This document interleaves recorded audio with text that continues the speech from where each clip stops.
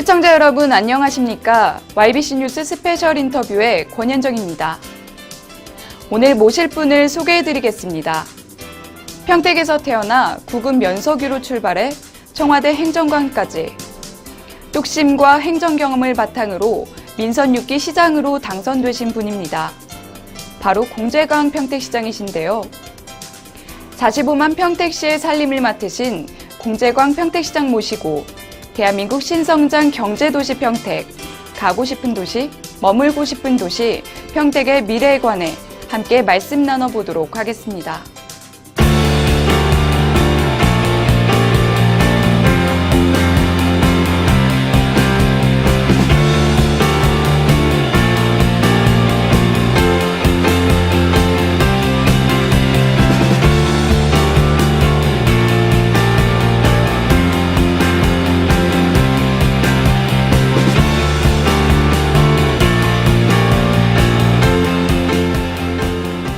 공재광 평택시장 모셨습니다.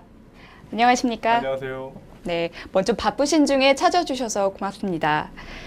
정치적으로는 신인이시지만 4선의 시장을 이기고 시장에 취임한 지 일주일이면 꼭 90일이 됩니다. 취임 후 지금까지 어떻게 보내셨습니까? 예, 세월이 참 빠르다는 것을 피부로 느끼는데 벌써 3개월이 지났습니다.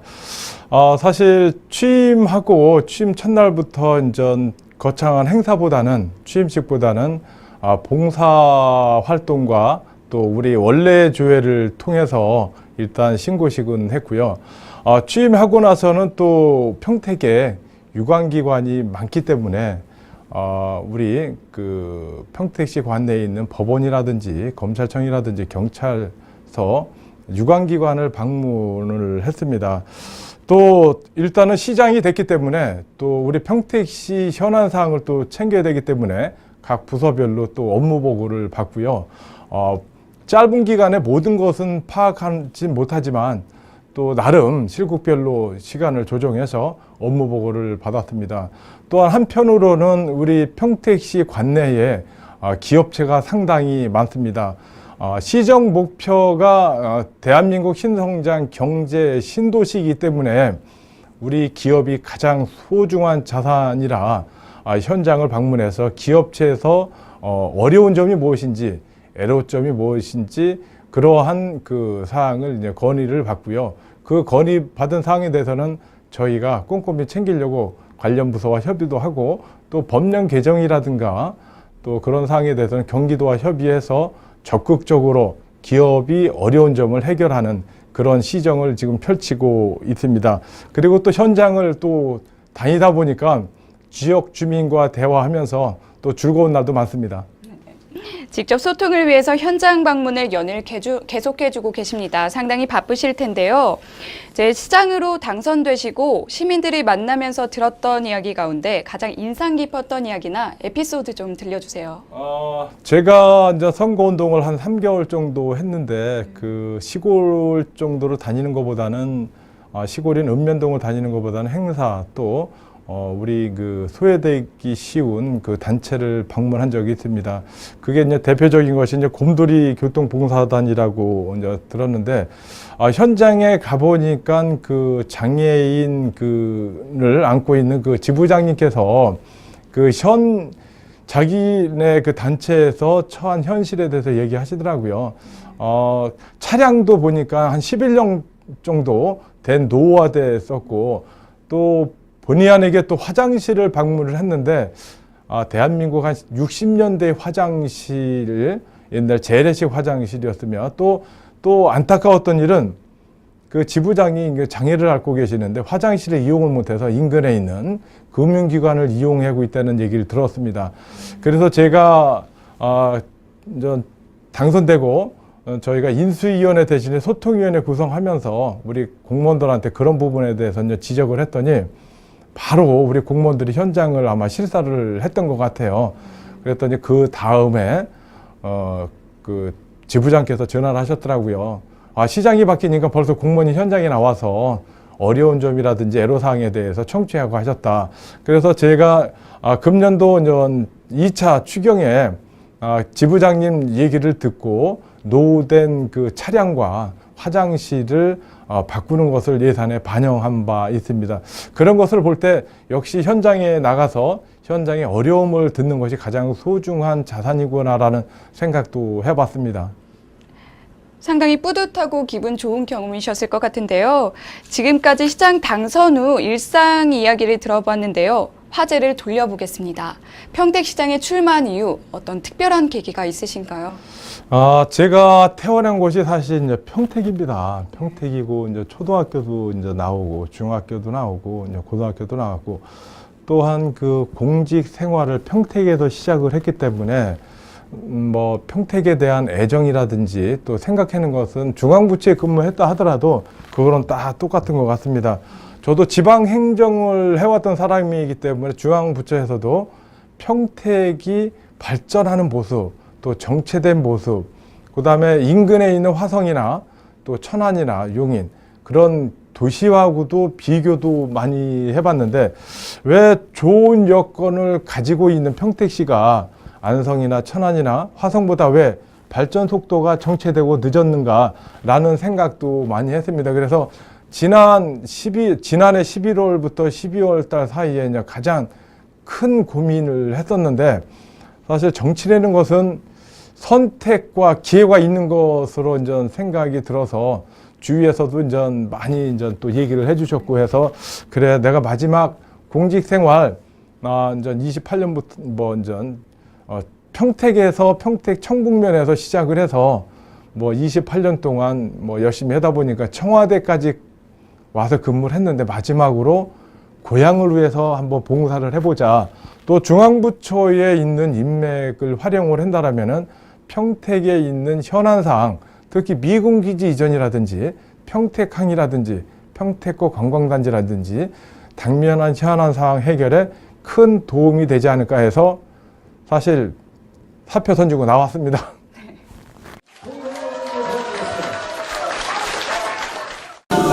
사실 마음이 벅찹니다. 당선 자체가 평택에는 공재광이 혼자가 아니라 평택 시민이 함께 하고 있다는 것을 진정으로 느끼고 있습니다. 출마했을 때도 말했듯이 저 욕심 없습니다. 또 시민을 배신하지 않겠습니다.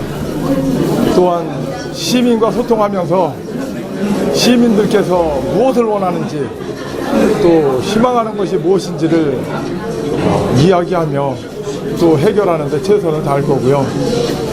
여야를 떠나 개인적인 자존심을 버리고 평택시 발전만을 생각하겠습니다.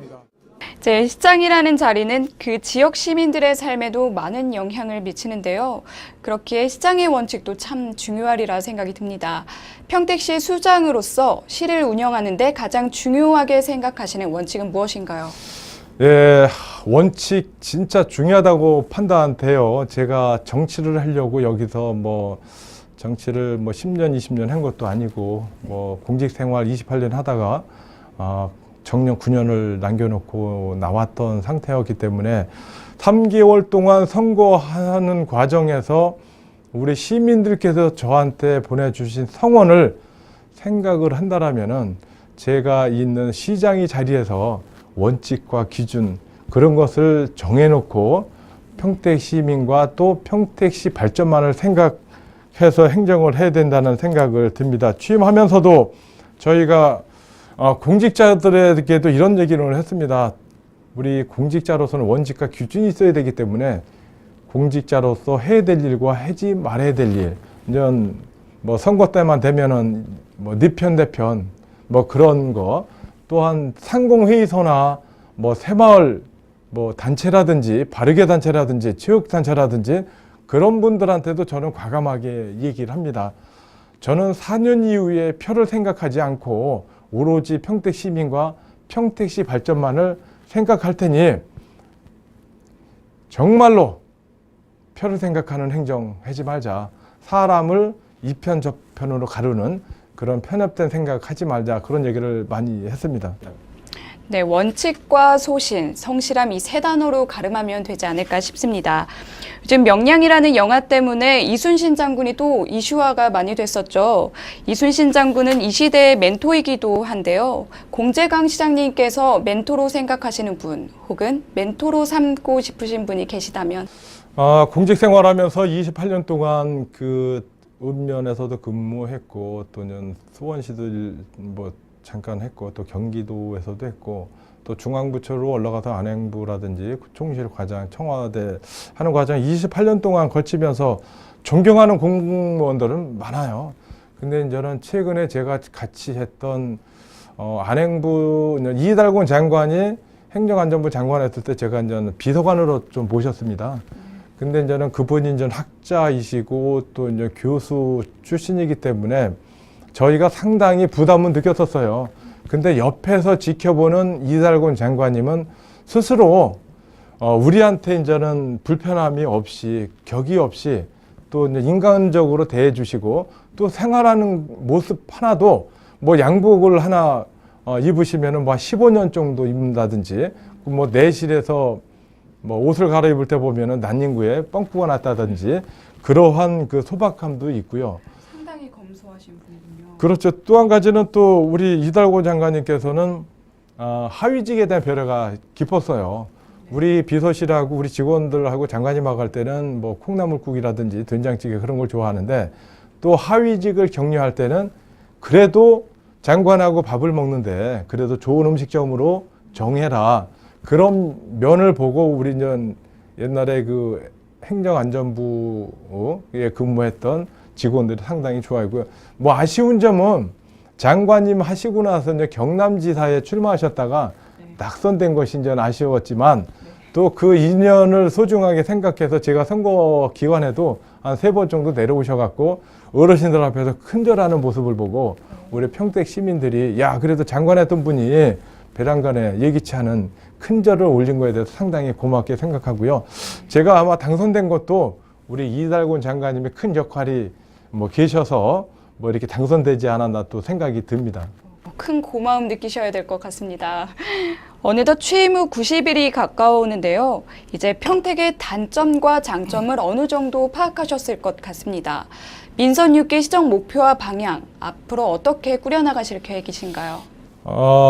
제가 시정 목표를 갖다가 대한민국 신성장 경제 신도시로 정했습니다. 이 정한 목표는 서두에 얘기했듯이 평택의 현안사항이 평택항, 평택호, 또 삼성산업단지, LG산업단지, 또 고덕 신도시가 들어오는 등 큰 현안사항이 많습니다.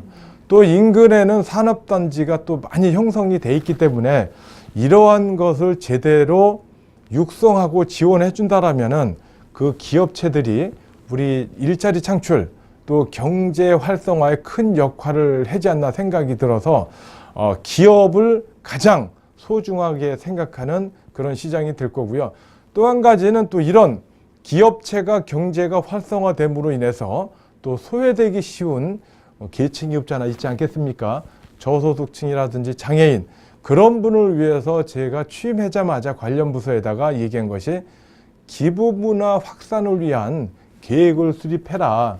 그것이 뭐냐면은 공무원들은 그나마 월급을 받고 안정적인 직업이기 때문에 5천 원도 좋고 뭐 만 원도 좋고 뭐 월급에서 만 원 단위 이하를 뭐 절삭해서 뭐 기부한다든지 그런 문화를 추진을 하는데 제가 이제 4단계로 잡았습니다. 네. 1차적으로는 1단계는 공무원이 솔선수범하고 그다음에 공무원들이 어느 정도 잘 추진이 된다면은 우리 평택에는 그 공공기관 성격을 가진 단체가 25개가 됩니다. 그런 기관에 유관기관에 공문을 보내서 협조 요청을 하고 또 3단계가 기업체 또 4단계가 기업체까지 활성화된다면 우리 평택시 45만이 참여하는 기부 문화 아마 그런 문화가 평택에 아마 널리 퍼지지 않을까 생각이 들고요. 이런 모든 것이 잘 추진이 된다면 다른 지역에서도 저소득층이나 또 장애인을 위한 기부 문화 확산 하면은 역시 평택이다.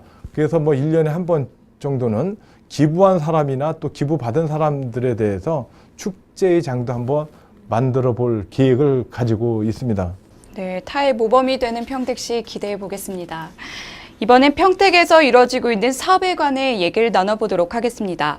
한다, 안 한다, 취소했다가 재검토했다가 사업 시작부터 지금까지 갈등만 되풀이하던 사업이 있습니다. 바로 평택 브레인시티 개발 사업인데요. 이 브레인시티 개발 사업 어떻게 추진해 나가실 건가요? 오늘 브레인시티 관련해서도 오늘 시정 질의가 있었는데 답변을 제가 강하게 얘기했습니다. 주위에서 걱정하는 건 사실입니다. 사실 산업단지가 지금 해제되고 소송 중이지만 성대를 유치한다는 것은 꼭 필요하다. 이 성대 유치는 미군기지와 더불어 평택에서 받은 특혜라고 생각해서 일정 부분 평택시에서 예산을 투입한다 하더라도 성대 유치는 꼭 돼야 된다고 생각이 듭니다. 현재 평택에는 3개의 대학이 있지만 대학 유치는 미래를 위한 투자이기 때문에 일단 반드시 관철시키고요. 브레인시티 사업 추진을 위해서 현재 이제 추진위원회를 구성 중에 있습니다. 9월 말 정도 되면은 인선이 마무리되고 10월 초 정도 되면은 첫 회의를 개최할 계획인데요.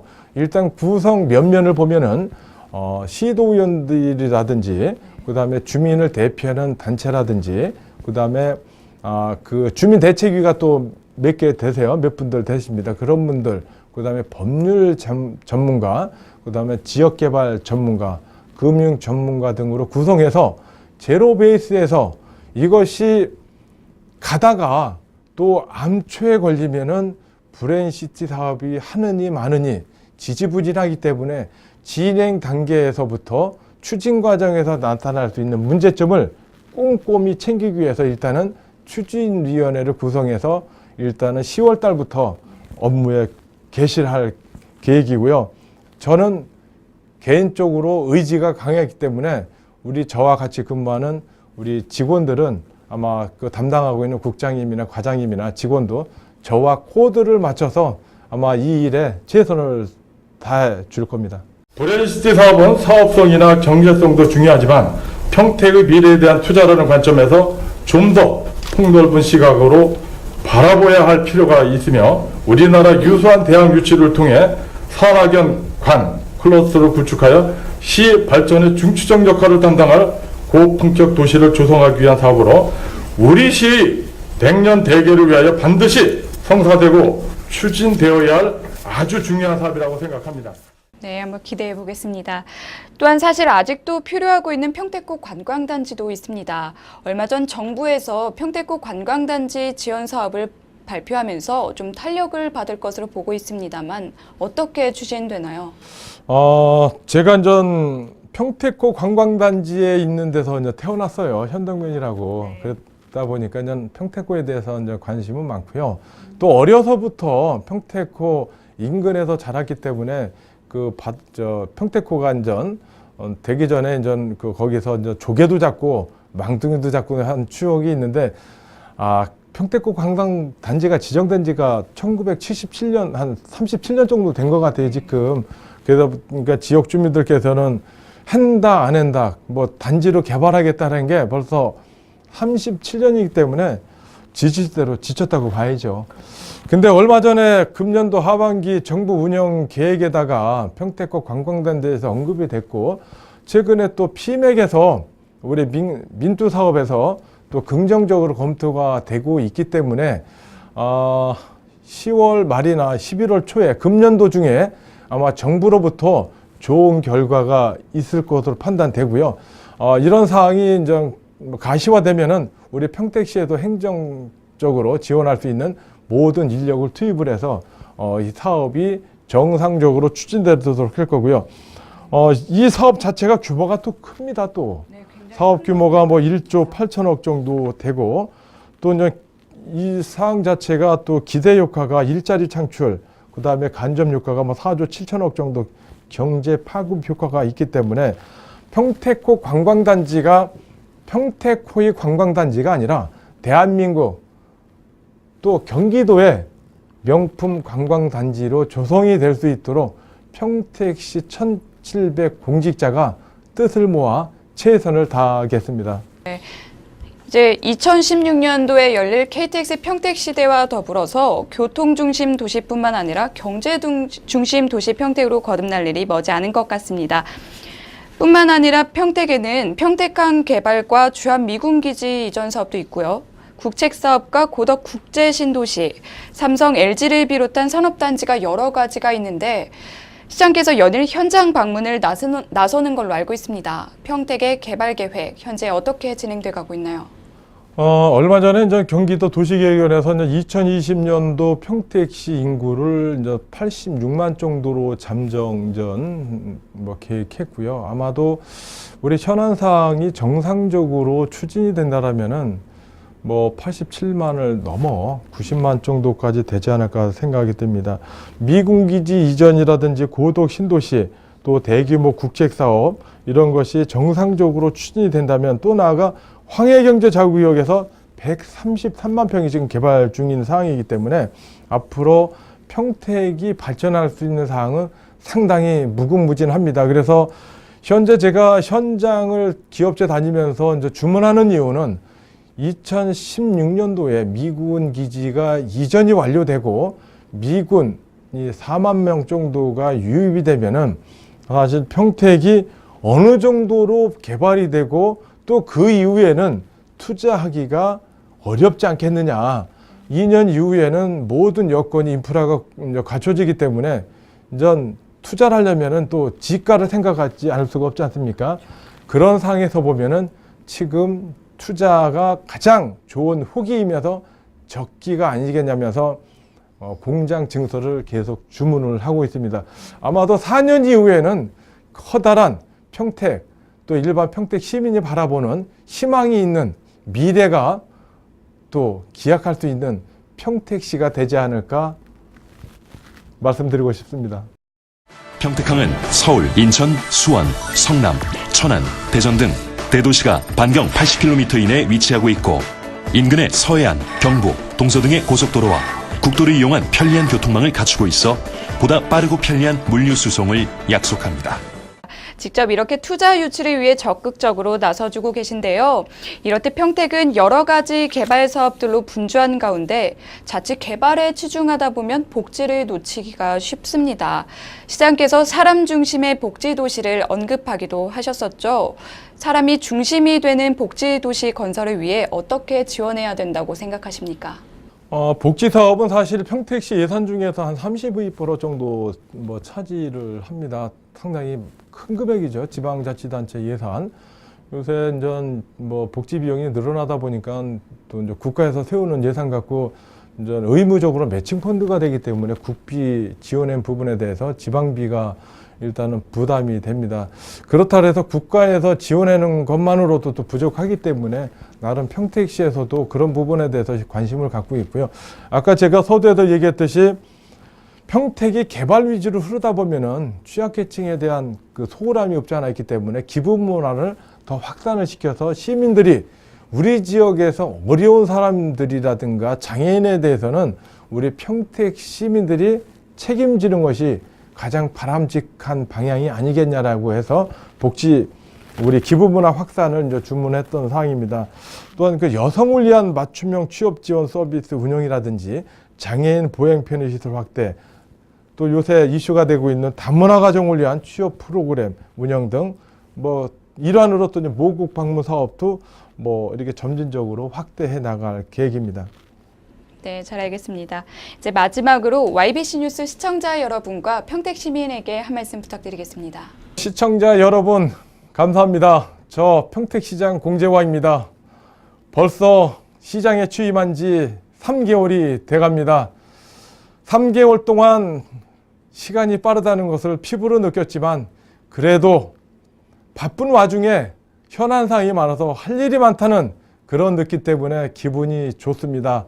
제가 출마했을 때 우리 시민들과 약속했던 시민 초선 잃지 않고 처음 마음이 4년 끝나는 날 똑같은 마음 유지하겠다라는 마음 잊지 않겠습니다. 아무쪼록 대한민국 신성장 경제 신도시를 만들기 위해서 저 개인적인 몸은 힘들고 고달프지만 시민이 즐거워하는 모습, 또 다른 지역에서 찾아가고 싶은 평택, 또 따뜻한 평택, 또 희망이 넘치는 평택을 만드는 데 최선을 다하겠습니다. 그동안 보내주신 성원 대단히 감사드리고요. 더 열심히 좋은 모습으로 시정 운영해 나가겠습니다. 감사합니다. 네, 오늘 이렇게 귀한 시간 내주셔서 고맙습니다. 네, 감사합니다. YBC 뉴스 평택시장과의 특별한 만남 스페셜 인터뷰를 마치겠습니다. 지금까지 함께 시청해주신 여러분 고맙습니다.